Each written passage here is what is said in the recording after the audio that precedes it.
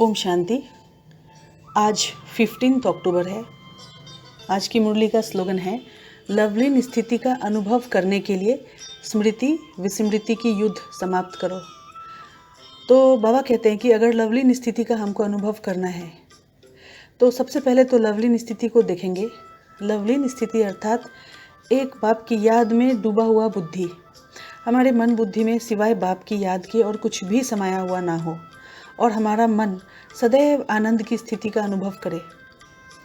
तो लवलीन स्थिति बनाने का अर्थ ही होता है कि जैसे अगर हमारी स्मृतियाँ श्रेष्ठ है तो ही हम इसको प्राप्त कर सकते हैं, ऐसी स्थिति को प्राप्त कर सकते हैं।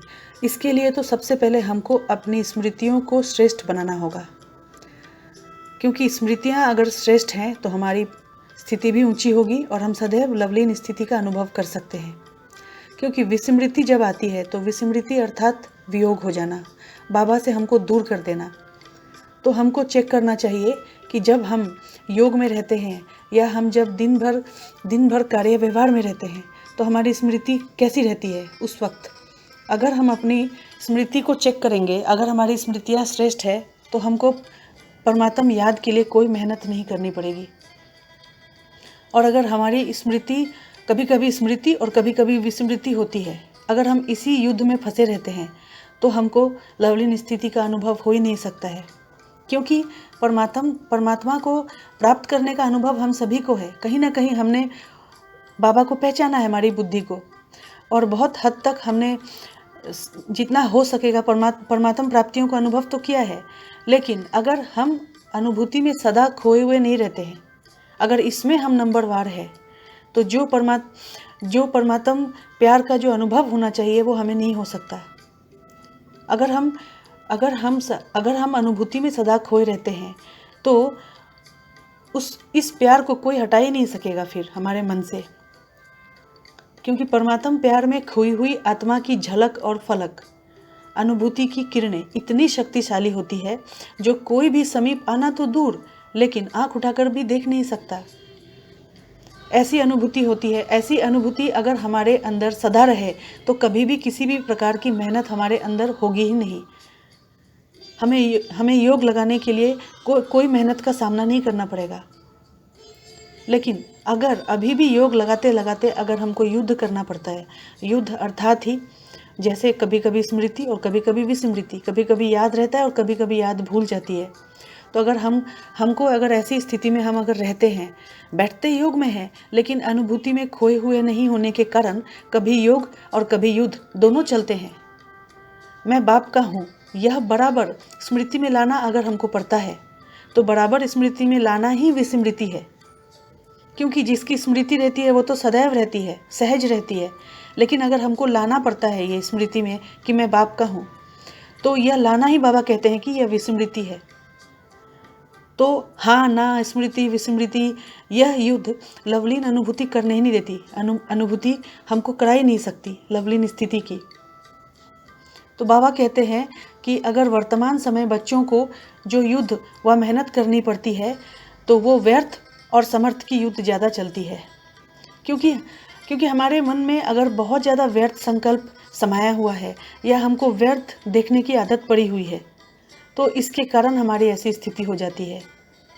क्योंकि बाबा कहते हैं कि कई बच्चों में व्यर्थ देखने के संस्कार ऐसे नेचुरल बन गए हैं तो जैसे कि इसलिए उनको इसका आभास ही नहीं होता, पता ही नहीं चलता। कोई में सुनने की आदत होती है, कोई में वर्णन करने की और कोई में ज़्यादा सोचने की। तो इस प्रकार की जो संस्कार हमारे बुद्धि में होती है, हमारे मन बुद्धि में हो जाती है, तो ऐसी नेचुरल हो जाती है कि हमको समझ में ही नहीं आता कि यह हमारा व्यर्थ है या समर्थ है। इतना उसमें हमारे अंदर वो इतना डीप रूटेड कहीं ना कहीं वो बस जाती है, सेटल हो जाती है। और अगर हमको कोई डायरेक्टली और इनडायरेक्टली इशारा भी देते हैं तो बाबा कहते हैं कि माया की समझदारी होने के कारण अपने को बहुत समझदार समझते हैं बच्चे। या तो माया के समझदार बन जाते हैं व अलबेलापन आ जाता है, और अलबेलापन आ जाने के चलते हम क्या कहते हैं कि यह तो चलता ही है, यह तो होता ही है। तो माया की समझदारी से रॉन्ग में भी अपने आप को राइट समझते हैं, और वो एक्चुअली में होती माया की समझदारी है। लेकिन हम समझेंगे कि मेरे जैसा ज्ञानी और मेरे जैसा योगी कोई नहीं है। मेरे जैसा सेवाधारी भी कोई नहीं है। इस तरह से हम सफाई देने लगते हैं, क्योंकि उस समय माया की छाप हमारे मन बुद्धि को ऐसा वशीभूत कर देती है जो हम यथार्थ निर्णय कर ही नहीं सकते। मायावी योगी व मायावी ज्ञानी समझदार ईश्वरीय समझ से किनारा करा देती है, क्योंकि हम उस वक्त मायावी ज्ञानी और मायावी योगी बन जाते हैं। तो हमको समझना चाहिए कि माया से योग लगाने वाले, हम माया से योग लगाने वाले हैं या बाबा से योग लगाने वाले हैं, हम इसमें फ़र्क नहीं समझ पाते, क्योंकि हमारा ये संस्कार इतना नेचुरल बन जाता है। तो इसके लिए तो अगर हमको अनुभूति नहीं होती योग में और अनुभव चाहिए, तो इसके लिए हमको एक बात का सदैव ध्यान रखना चाहिए कि हमको कंट्रोलिंग पावर चाहिए। कंट्रोलिंग पावर हमारा इतना स्ट्रांग हो कि हम जब चाहे, जिस समय, जैसी स्थिति में चाहे अपने आप को सेट कर सके। तो कंट्रोलिंग पावर अगर कंट्रोलिंग पावर हमारे अंदर होगी तो उससे हमको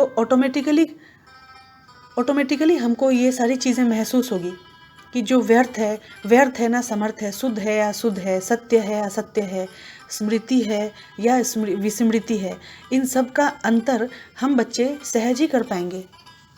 ये हम इसलिए नहीं कर पाते हैं क्योंकि हमारे मन पर हमारा कंट्रोलिंग पावर नहीं है। अगर कंट्रोलिंग पावर होगी तो हम सहज ही ये कंट्रोल कर सकेंगे और हम अंतर भी समझ सकेंगे। तो हम जब भी कोई ऐसा निर्णय उठाएंगे तो वो ऑटोमेटिकली वो कंट्रोलिंग पावर हमको चेक कराएगी।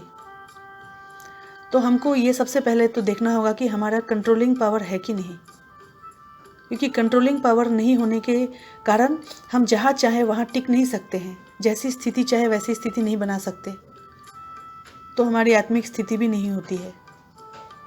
तो हमको इसके लिए ही हमको अपने मन पर कंट्रोलिंग पावर चाहिए। तो इसलिए विशेष करके हमको ध्यान देना है।